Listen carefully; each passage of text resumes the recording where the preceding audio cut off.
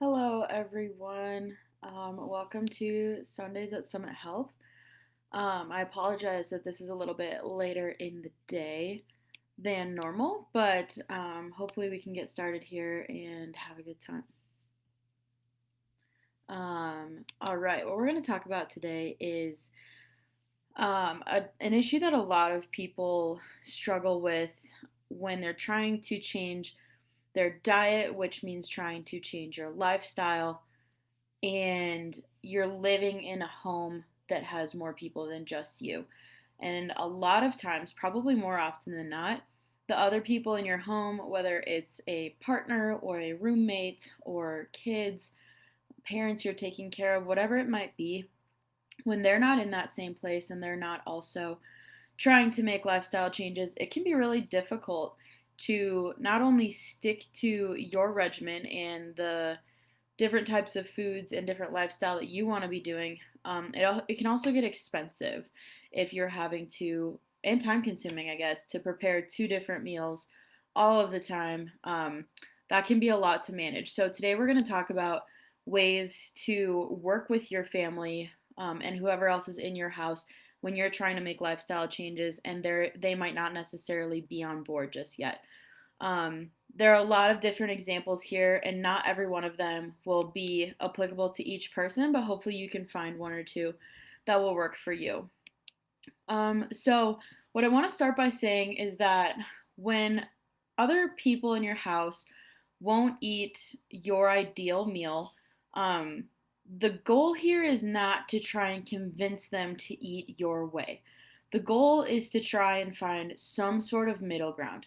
Where can we meet in the middle where both people's needs are being met rather than just fighting it out between pizza or grilled chicken?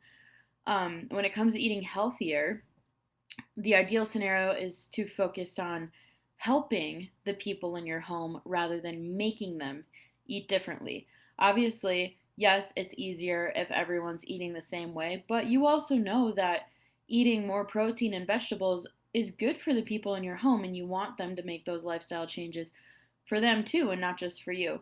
So remember, just like your own journey and you working with your coach, the point is to help them make better decisions rather than make them.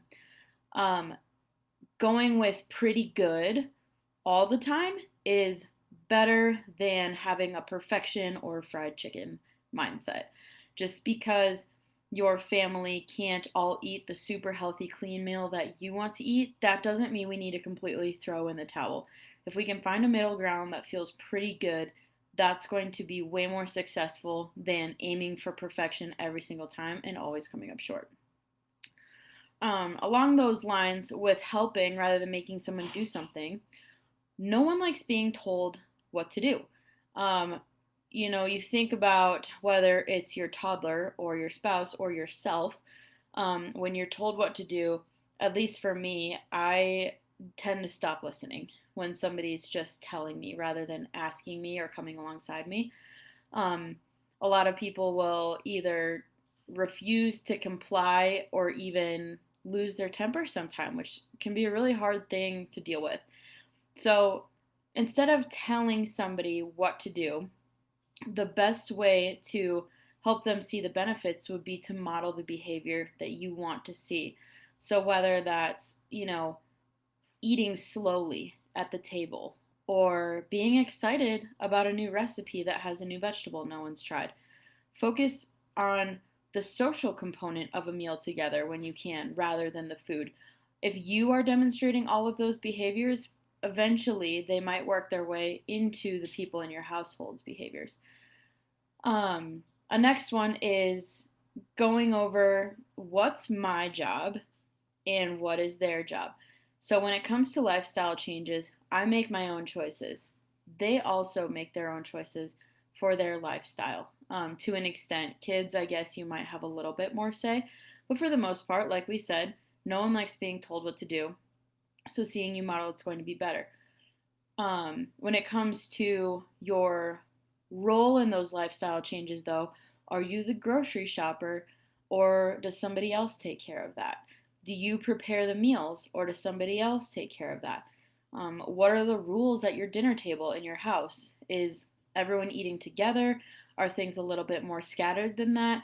There's not a right or wrong answer to that because everyone's in a different place. But understand, what's common practice in my house and what is my role in it, as well as everyone else's role. So, one thing that might be your role. So, let's say you are the grocery shopper, you prepare the meals, you decide the table dinner rules. That seems like a lot, but there is still a lot that is up to the other members of your family. They choose what they eat, they choose how much they eat. They might not ever touch that kale salad that you prepared, but it's okay to still have it there. One day, if they see you enjoying it, they might try it, or they might even say, I'd be willing to try it if we got my favorite dressing from the grocery store. You're the shopper, you're the one who's able to provide whatever that is, or if someone else in your household is a shopper, you can put that on the list so that you can create an environment where people are more willing to try your lifestyle, your habits that you're trying to build. Um, Having healthy options available doesn't mean you have to force your partner, your kids, your whoever is eating with you to eat the same way. Another thing to keep in mind is to not let things get to you.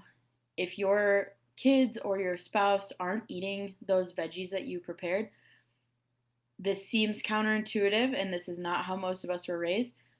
Don't get angry. Don't feel offended. Don't let yourself get worked up over the fact that they don't understand how good vegetables are for them. Just try and stay nice and steady. On the opposite side, though, if they do decide, let's say your kids never tried broccoli in their life, and one day you prepare it with a little bit of Parmesan and garlic, and all of a sudden it smells good and they want to try it, we don't want to over rejoice. You can be happy that they want to try it, but if we start over rejoicing, what we don't want is for someone else's food decisions to become dependent on our reaction to that. We don't want a kid eating veggies out of fear of getting grounded. We don't want kids eating veggies because that's the time mom and dad are the happiest with me is when I eat my veggies. The less we can tie emotion to food, that's going to open the door for them to try things at their own pace and create healthy habits on their own. Next, um, have a conversation. So if I'm not supposed to get overjoyed and I'm not supposed to be disappointed, what am I supposed to be? And honestly, the best thing to be is transparent. Have a conversation with them. Saying something like, "You're not leaving this table until you eat these veggies," is not empowering. That does not leave them feeling like they're in control of their lifestyle habits. What is helpful is asking them why they're not eating them and then working together for a solution. Why don't you like that carrot that I prepared? Well, it's really mushy and I don't like I don't like mushy things. Oh, okay, that's great to know. Would you be willing to try it if I made them a little bit crispier?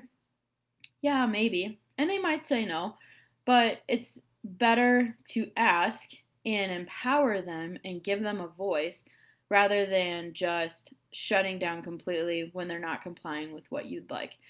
Being able to ask and come up with solutions together can be super empowering, and the next couple of points that I'm going to go through are going to show you exactly how to do that. So, first, have a brainstorming session. You can sit down with your spouse or your kid and say, I'm going to the grocery store tomorrow and I would love to get some new vegetables. Let's look at this list here and see which ones you might be willing to try. So you get to pick out some vegetables, they get to pick out some vegetables that they might be willing to try.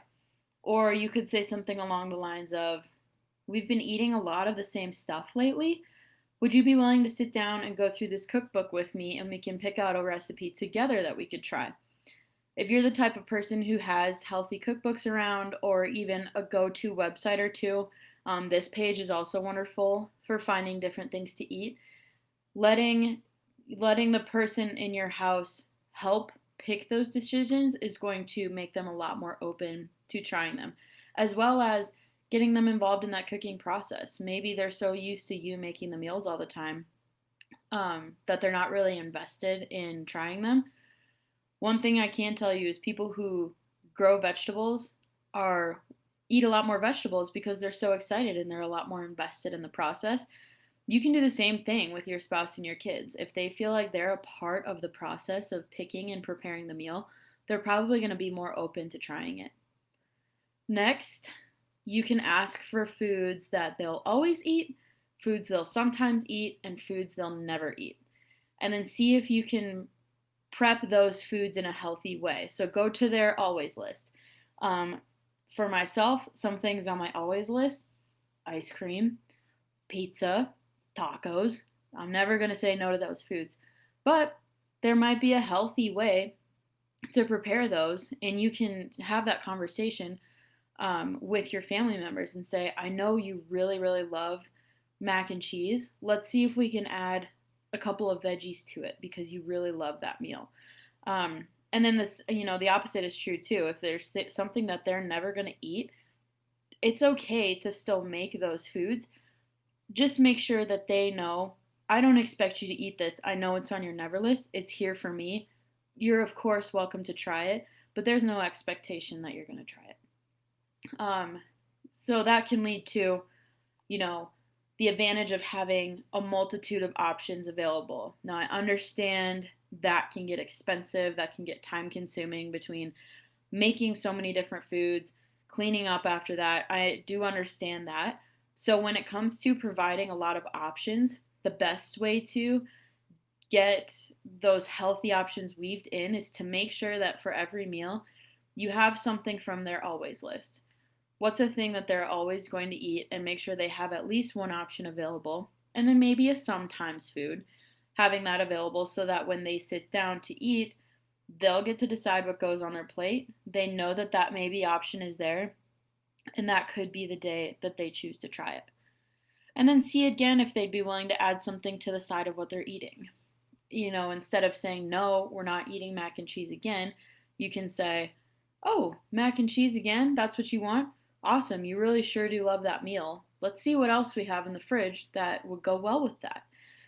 Again, let them pick it out, let them invest in the process. You having healthy options available is going to be huge. The last thing that I want to recommend as far as your family being in a different place than you as far as healthy lifestyle choices is telling your family about your goals and seeing if they'd be willing to come alongside you to come up with a solution. So then it turns into, from mom said we're on this diet and now we have to do it. I actually had this conversation with someone this weekend whose parents were really bought into the South Beach diet. I think that was what it's called. And now he has just an aversion to dieting as a whole, which is a funny thing. But he said, whatever diet my parents were on, the whole family had to go on it. And now I really, really hate anything in the diet industry. So instead of, forcing what you're doing onto your whole family, what you can say is, I'm trying to make these healthy lifestyle changes, and explain why. Is it because you want to be able to move around with them more? Is it because you had a scary doctor's appointment where you were told you have some health issues coming up that you never thought would happen to you? Tell them your why, and then see if they're willing to make a compromise. So when it comes to, mom and dad are on this new diet, so we never have ice cream in the house. That's an opportunity for you to say, yeah, we can't have ice cream in the house right now because if it's here, I'm going to want to eat it, and I'm trying to make healthy decisions so that I can be around longer for you. What do you think of not having ice cream in the house, but every Friday night we'll all go out for ice cream together? That way, they're not feeling restricted. They still get to have their fix every once in a while, but they also understand that they're supporting you by not having it in the house. I would love if you guys have any more ideas that you want to add. Feel free to throw them in the comments below. It can be really, really tough to go through this and just know that you are not alone. Everyone experiences this at some point. I'd love to hear what ideas you all have, and I will talk to you in a month. See ya.